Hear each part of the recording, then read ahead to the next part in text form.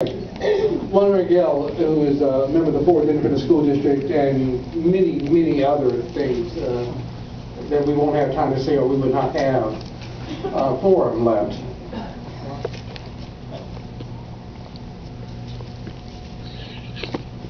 Let me start off with, I think, some homework items here. I want to thank the League of Women Voters for being very bold and bringing in an issue that is very controversial and can also be very explosive. I think your leadership is to be commended on trying to educate the people in Fort Worth. I also think that because you've taken the lead role with the power of the vote and trying to urge or marry two topics that can be very difficult to handle, I just want to tell you, those that are part of the leadership in the League of Voters, I'm very proud of you. And I want to ask the group if they would give you a round of applause.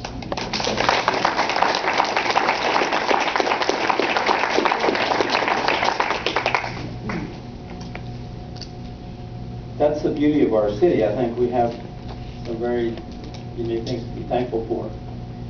Iba a hablar en español para ver si me podía entender. No, lo siento. Muy poco. Y es difícil a veces hablar porque es muy para los lenguajes. I just want to prove to you that I can change languages very easily and very comfortably. That the issue of immigration and the issue of differences between people did not injure my education. I'm very fortunate that we have education as the cornerstone of this country. That's why I'm able to do that, and yet still be proud of my roots. I believe on the agenda, I think it had something about the Hispanic point of view in immigration. And I'd like to elaborate a little bit on that. And I think there's some things that are very important in presenting this subject to you that I think make Fort Worth very unique. First of all, I want to go back a little bit to the late 1980s. And in that time, I wanted to address one issue that actually, that's why I'm standing here. Back some time ago when Malbrook and other groups were using the courts to try to make some changes, we in Fort Worth experienced a redistricting issue. And in fact, back in those times, I was part of a lawsuit against the district. Here I am representing the district, can you imagine?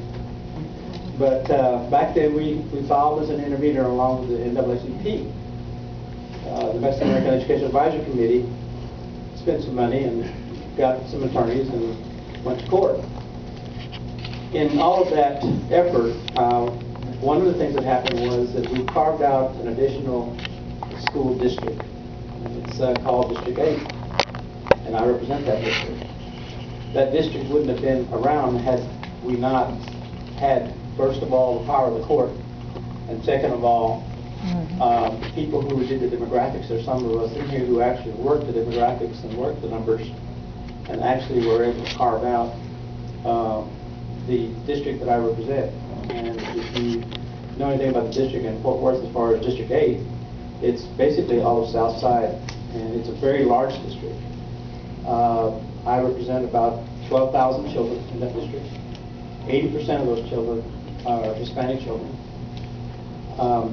It runs from downtown all the way to 820 and from 35 over to McCart. It's a very large district. And in that district, you begin to wonder what's really happening out there. I never thought that at the time we were going to court that I would be in that type of leadership role, so it's been very difficult and also very challenging, and I think that that's important. But, you know, as we began to discuss the issue of immigration, I think it's important to note several things that are very, very important here. One of the things I'd like to take you back to is an opinion written in the United States Supreme Court, and actually written by a very prominent Justice Brennan, and it's known as Plyler versus Doe. And in 1982, there was a decision made that changed the very future and the nature of education for immigrant children. And I'll read a little bit of it. It's not much. In In 1977, children from illegal immigrants were not allowed to attend school in Texas without paying tuition, a fee paid to attend school. Nearly none could afford the tuition. 5 years later, in 1982, the Supreme Court ruled that Texas could not deny the children of illegal immigrants a public education. The lack of a public education would mark them for life, though no fault of their own. They were living in Texas, and that fact gave them the right to an education, just as every other child living in the state had a right to attend public schools. Visas are the government documents that give people the right to enter the United States, usually for a temporary period or for a specific purpose. In the last quarter of the 20th century, citizens in states bordering Mexico became concerned about the large number of immigrants coming across the U.S. border without visas. In Texas, the state enacted a law stating that children of these illegal immigrants were not entitled to attend public schools, a right given to every child in the state.